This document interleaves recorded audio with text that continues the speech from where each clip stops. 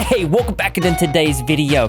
This is the one that you wanted, the one you've been waiting for. Well, actually, before we get to that, we have to talk about the worst response that I've ever seen. This video has been directed towards me on YouTube. It's not been received well. When somebody makes a response to my video, it is my right to then respond back. But as you'll see, she actually attempted to silence me for defending myself. It was absolutely unbelievable, and I just couldn't. I'm actually in the process of breaking down this live stream to upload on my second channel, Ripzilla Unplugged. Make sure you're subscribed over there because this ride gets crazy.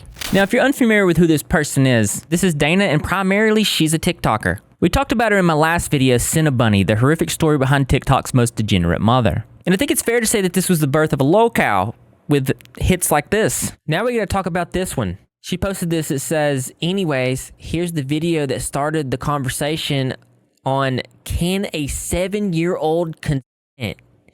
But y'all know I posted this knowing it would ruffle all feathers, and it wasn't even my idea to film it. It was my tiny humans. Oh my God, I gotta take a break. My head hurts like right here in this area. I'm gonna take a break. I'll be right back.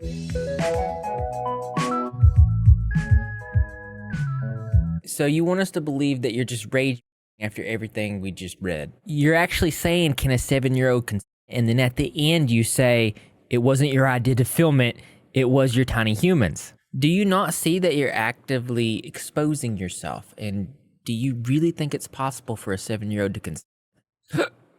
Dana's TikTok has over 96,000 followers and 2.7 million likes. She's known as a poly YouTuber where she goes over not monogamous relationship advices, but poly relationship advices. She's absolutely ready to teach you and dying to do so. Well, she's made a response to my video and she came out swinging. Even wrote a script, she said, laid out all the stops. If my video was the origin of her locale story, this video is the arc in between seasons, the continuation of her journey towards the heights of locale fame. So batten down the hatches, get your snacks and get ready as we explore this episode of Exploring TikTokers.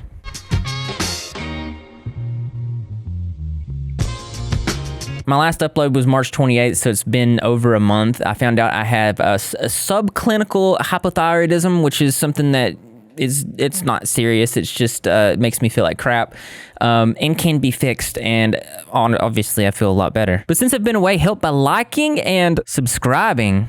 And while you're at it, you might as well tell me about that one time that you ran into somebody like Sinna Bunny. But only if you want to. These things help push the video out in the algorithm to the people that would love to see it. Thank you very much. Let's get into the video.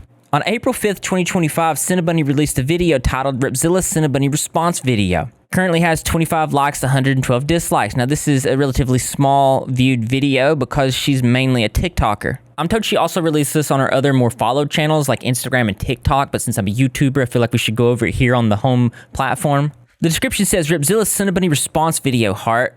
I made this video to respond, but not because I owe anything to a straight cis white man who's never met me. Just felt like clearing the air for the folks who actually matter. Hashtag Sinna Bunny, hashtag Ripzilla. One user says, how do you know if Ripzilla is straight and cis, lol? Another user saying, I literally commented on her Insta saying almost word for word. What does his race or preference of anything have to do with this though? It seems a bit odd to even bring that up, imply that because of it, he is less deserving or something, and she just straight up deleted my comment and blocked me, laughing face emoji. I'm gonna go ahead and like that. So this is considered an ad hom attack, and this is when somebody uses a term like straight cis white man in order to be derogatory and dismissive towards my points, to make me seem, what's the word? To discredit my perspective or dismiss my points. Why would you do that? Rather than focus on the discussion that I've presented, you create a diversion to distract from what's actually being presented. That's bad logic, but let's talk about the double standard. On Instagram, she's recently changed her pronouns to they, them. This is strange because in my exposed video, you also identified as her. As you can see here from my video, they, he, and she.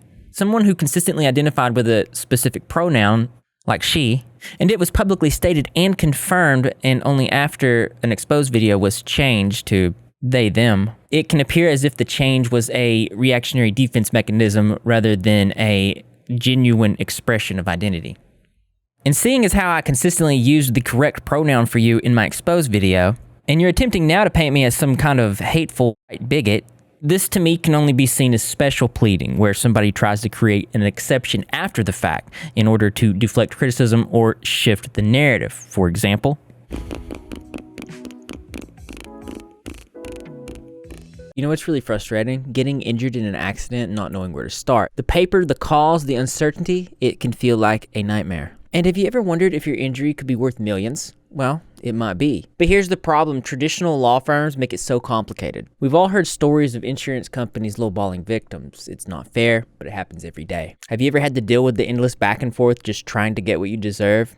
It is exhausting. That's why I'm excited to tell you about today's sponsor, Morgan & Morgan. They're not just any law firm. They are America's largest injury law firm with over 1,000 attorneys fighting for you if you become their client. For over 30 years, Morgan & Morgan has been helping people get the compensation they deserve. And when I say results, I mean life-changing results. Like $12 million awarded in Florida, that's 34 times the insurance company's original offer, or $26 million in Philadelphia, which was 40 times higher. Morgan & Morgan makes it easy for you if you become their client. You can file your claim right from your phone, no hassle. And the best part, it's completely free unless you win your case. That's right, no upfront costs, no risk to you. If you've been seriously injured, don't wait. You can go to forthepeople.com/Repzilla, or you can scan the QR code right here on the screen. It just takes a few minutes, and you could be just one click away from changing your life completely. Morgan & Morgan, for the people. And again, thank you to Morgan & Morgan for sponsoring this video and what we do. And seeing as how I consistently used the correct pronoun for you in my exposed video, and you're attempting now to paint me as some kind of hateful bigot, this to me can only be seen as special pleading, where somebody tries to create an exception after the fact in order to deflect criticism or shift the narrative. For example, this creator here made an exposed video just recently. Their name is Riley Elena? Really, Elena? And since my video was the first source on YouTube, I believe, that made any type of content on you, most people are going to do their research. They're going to see my video, and they're now going to get the improper pronoun. And you can see, because she had to apologize in the comments.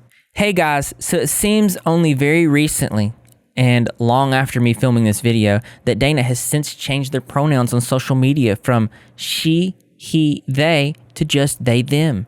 This was very recent. If you watch Repzilla's video, you'll see that it was she, he, they, and I filmed my video close to that one. I was not about to refilm this video, LOL, sorry. So just know, I was not intentionally misgendering Dana, and I apologize to them. Now see, the standard of what was considered respectful was shifted after the fact. Now anybody that watches my video, they actually might as well not watch the video, because that carefully crafted masterpiece was created by a hateful bigot. So, or it exposed a clear double standard. See, Dana expects everyone to respect her pronouns without question. Despite slapping labels on me, no questions or inquiry asked. And unlike her pronouns, my orientation is not an axiomatic performative contradiction. So for me in my video arc, I'm going to continue calling her her. You should not follow in my footsteps.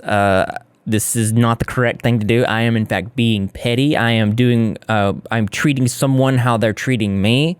I believe in that axiom. It's, what is it? Two wrongs make a right? Yeah. But what you should do is respect people. That's simply what you should do. I believe in that everyone has the right to be called whatever they want to be called.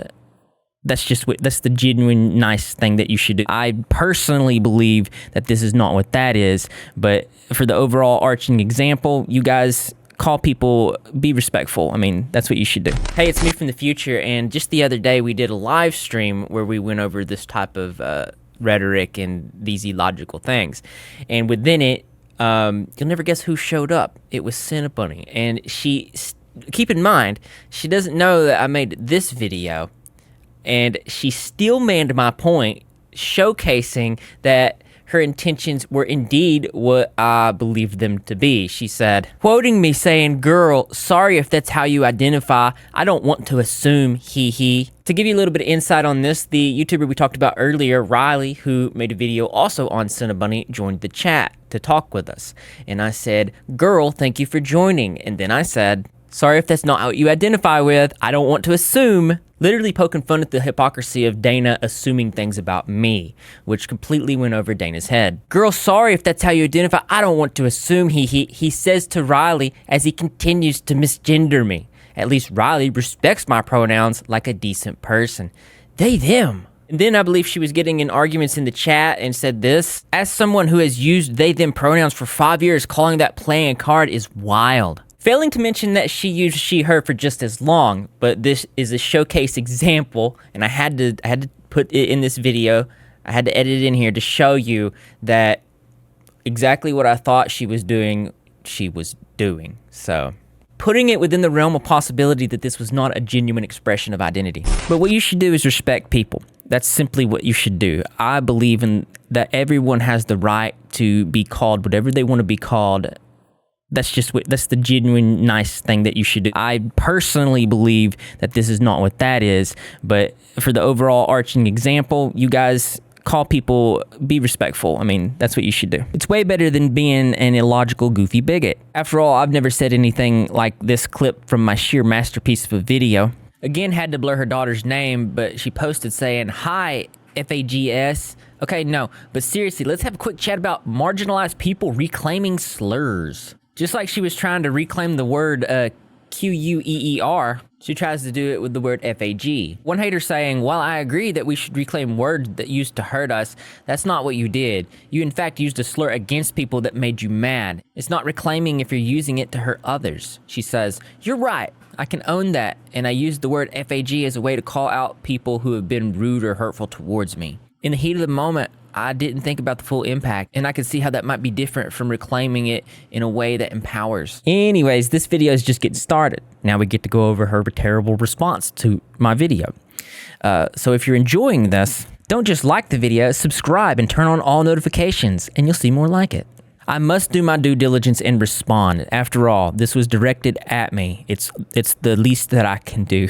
Hi, hello, it's me, Dana. I wanted to take a moment to address a certain video that has been circulating about me. I wrote this script over the last couple of days. I really wanted to sit on it and make sure that I was saying what I needed to say, what I wanted to say, and that I felt really good about it. So that's why I am addressing this like a whole week later. I'm trying to be more intentional and give more clarity. She wrote a script. That means that she took a whole week. She sat down, she thought this out. Keep that in mind. But there are some serious misrepresentations and misunderstandings that I feel the need to personally clarify. First off, a large portion of the video focuses on my pending divorce from my ex-husband. Well, I refer to him as my ex-husband. No, it doesn't. I brought up points from your past where you were talking in defense of your husband in the past and consistently throughout up into more recently. Not your pending divorce. That's a straw man fallacy and a lie.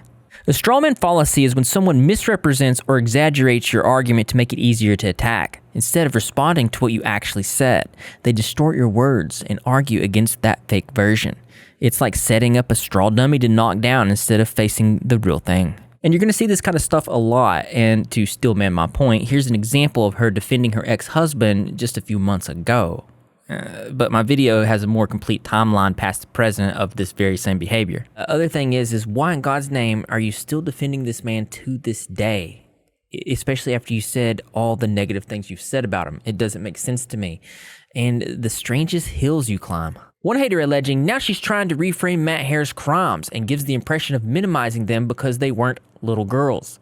That's not what happened. Like 16, it's not about age alone, it's about power dynamics and the harm that was caused. Dana's conduct in these videos is dangerous and harmful. My ex, Matt, has not touched, like, little girls. People are like, I heard a 4-year-old. And I'm like, no, that's not what happened.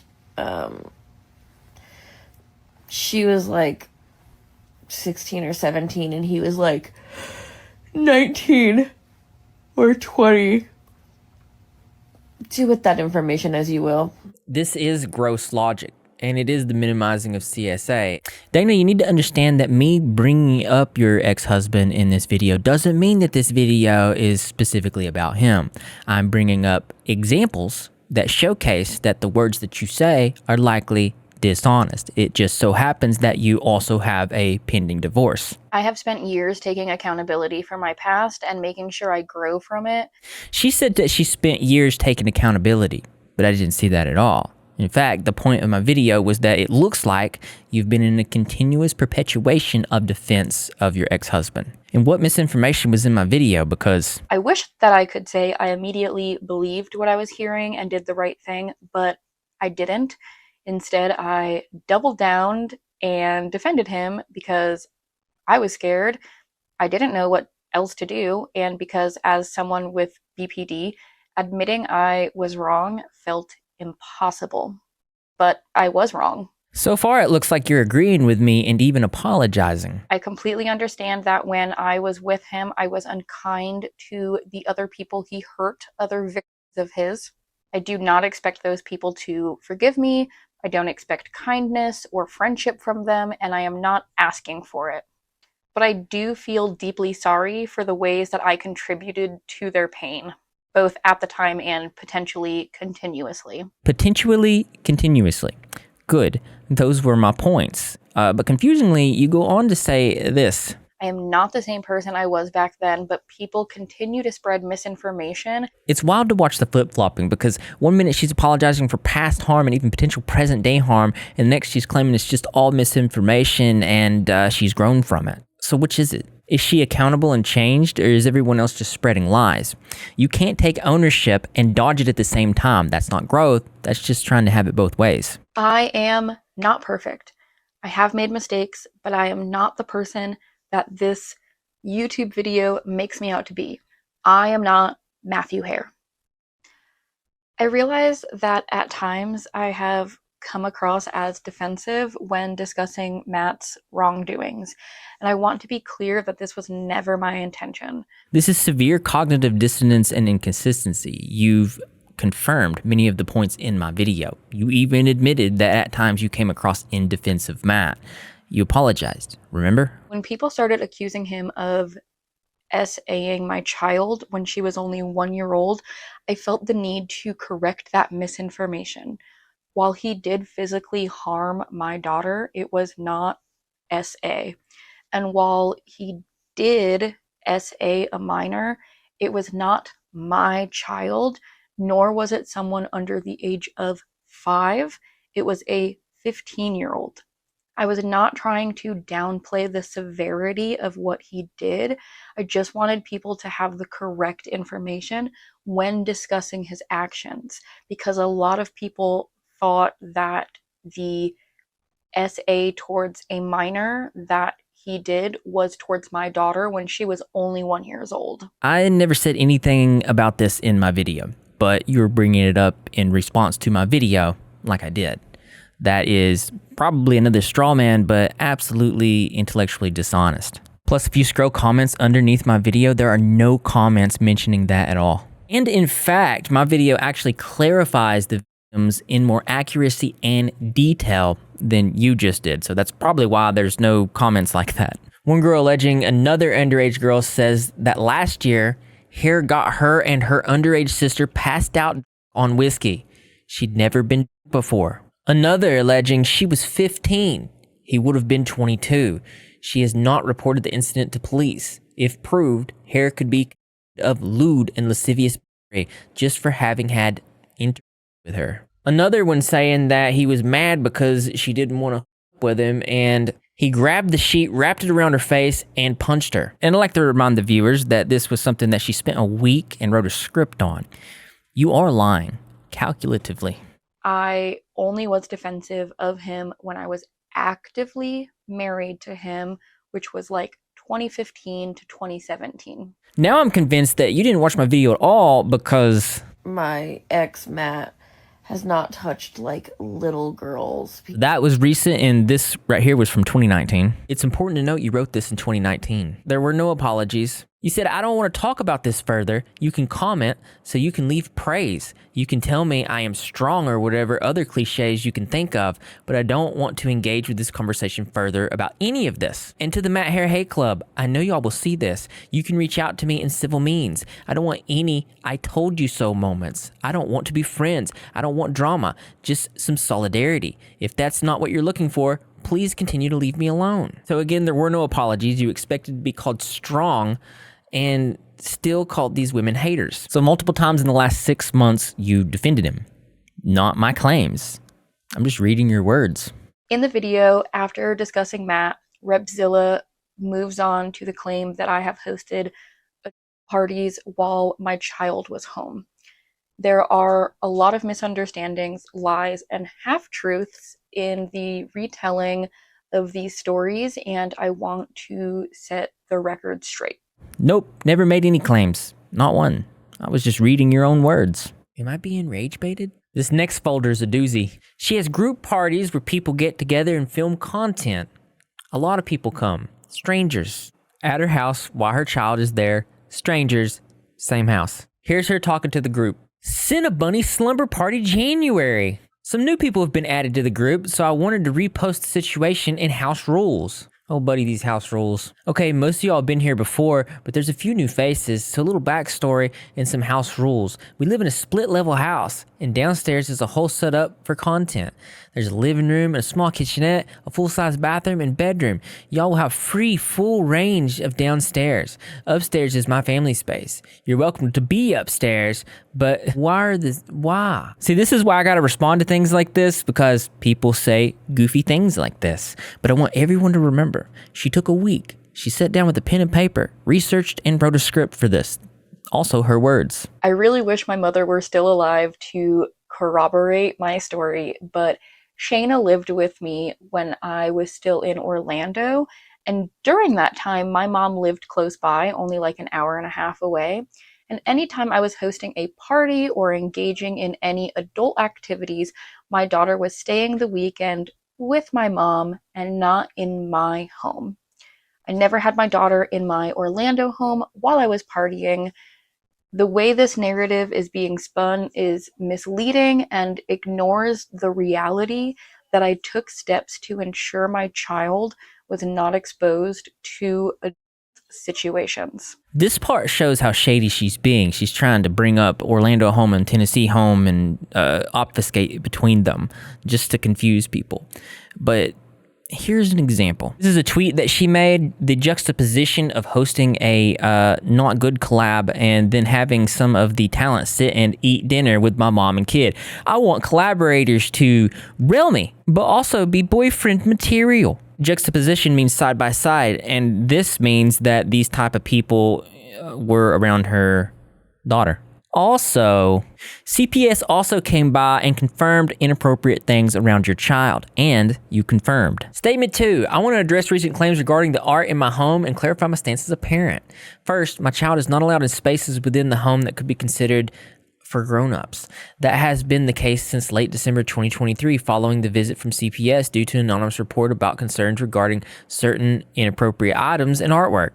The agreement was made at the time and it was clear. I would either cover or remove certain artwork or ensure my child no longer has access to those spaces. I chose the latter, and my child has not entered those areas since. That directly contradicts what you just said, which is not surprising, honestly. Strangers do not just come and go from my house. The people who enter my home are individuals I personally know and trust, and I have never engaged in any kind of extreme activities where my child was home, despite how the internet tries to portray it. Nope, the internet's not trying to portray it. You said some were strangers. Like, you said this. Look, some new people have been added to the group. Nobody cares about your Venmo receipts. That's probably obfuscation and potentially another straw man. The work that I have done while my child was home, it has been limited to my red room, which is a space behind 2 locked doors. This has only been content filmed with my husband or a live-in partner, meaning it was with people I was already sharing an intimate relationship with.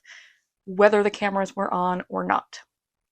Call me crazy. You're crazy. Sorry, you told me to say that. Did you also forget this? This next one is a specification of which room to go to while the kid is home. Between the hours of 4 and 8, when kiddo is home from school and before she goes to bed, I ask that all content is made in the red room and not the living room because noise carries differently. Content can be made in the living room late night, but during the day, but not just between 4 hours.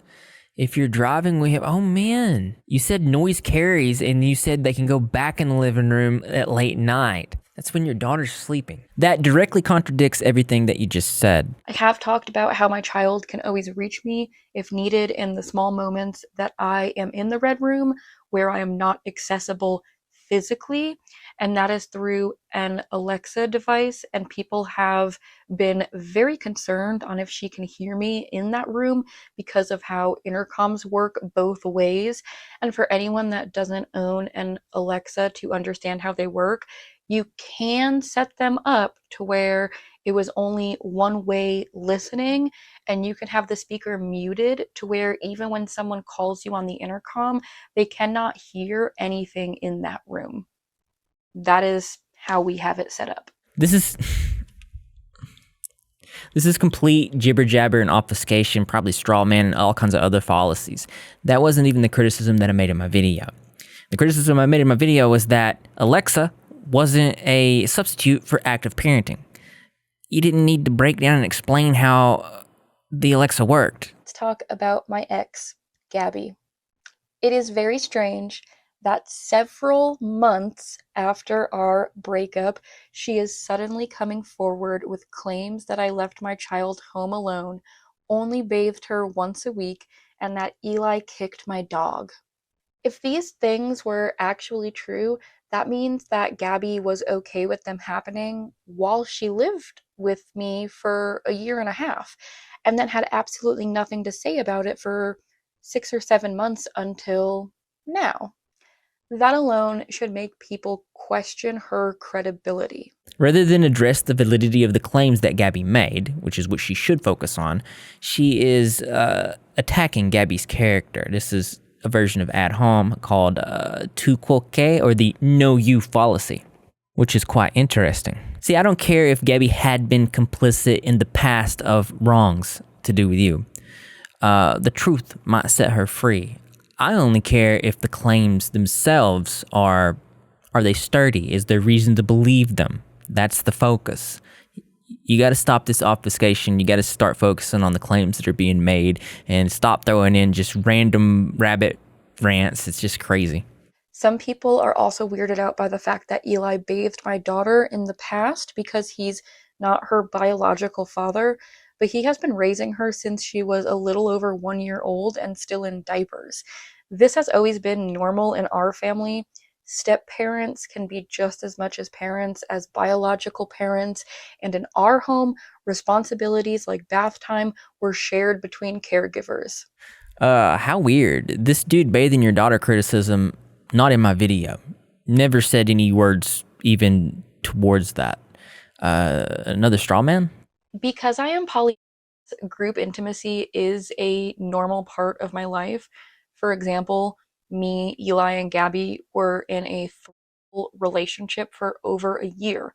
Let's use our logical brains here. The three of us were intimate together fairly regularly. Again, bringing up things I didn't even address in my video at all. I didn't talk about them, didn't say a word on them, just so she can have an argument that she can poke holes in that's a little bit more easier than my points. This is obvious. That said, we fully understand that bringing strangers or a large number of people into our home is a different matter and needs to be handled with caution. That's why when gatherings do involve more people than the people that live in this home, they happen when my child is not home. A lot of the stories being thrown around about group intimacy in my home are being misrepresented. I already know that you know that she's full of but let's continue. The reality is that these were experiences between immediate partners and metamors, not strangers. See, an exoteric person, a layman, a denizen of normalcy, wouldn't know what a metamor is. And she knows this. But she throws these things out to obfuscate, I guess. But it's a stranger. She has group parties where people get together and film content. A lot of people come. Strangers. At her house while her child is there. Strangers. Same house. Here's her talking to the group. Sinna Bunny Slumber Party January. And this? The people who attended these gatherings were my partners, my metamors, which are partners of my partners. And by definition, metamor, sometimes spelled metamor, is a general term used to refer to an individual who is the lover of one's lover, or partner of one's partner, whom one is not directly romantically involved with. Examples could include the girlfriend of one's husband, or the boyfriend of one's boyfriend. So a stranger, it's potentially a stranger. You do not know this person, and they sure as heck aren't going to know the random host that invites them to a slumber party. This is just a normal part of our lives, and I do things like this every single weekend. I just don't always document it. I also want to be transparent about how much our lives have changed. We haven't hosted any kind of party in over a year, and we don't plan on continuing that part of our lives. After the breakup with Gabby, Eli and I realized that we both prefer to keep our intimacy separate from each other. We don't host parties, we don't host intimate gatherings, and we don't invite people over unless they are an established partner or friend. So right after you attempted to say that strangers never come around your daughter, you said that you and your husband decided to keep your intimate lives separate, which, correct me if I'm wrong, but that means that if he gets a girlfriend, you're not going to know who that is, vice versa. And then they're going to be in your house. I fully acknowledge that I have been a horrible person in the past. I've hurt people, I've made mistakes, and I've done things that I am absolutely not proud of. I think most people have done things they're not proud of. I completely understand why some people want nothing to do with me and don't with me at any capacity. I'm not here to beg for forgiveness or try to repair relationships that have already been destroyed. The bridges that have been burned are going to stay burned. But what I am focused on is growing, learning, and being a better person moving forward and trying to show you guys that. And that, ladies and gentlemen, was her response. She pointed out no misinformation and agreed with me while claiming misinformation and disagreeing with me. I'm just as confused as you are. But she said that she's seeing somebody for her mental health, so I think that's great news. I just hope that she's also not seeing somebody for it at the same time. Also, guys, we're at $254 of $2,500 raised to help individuals in difficult situations. If you guys are also in a situation where you need help, 800-656-HOPE. That's the National SA hotline, and if you need them, they're there.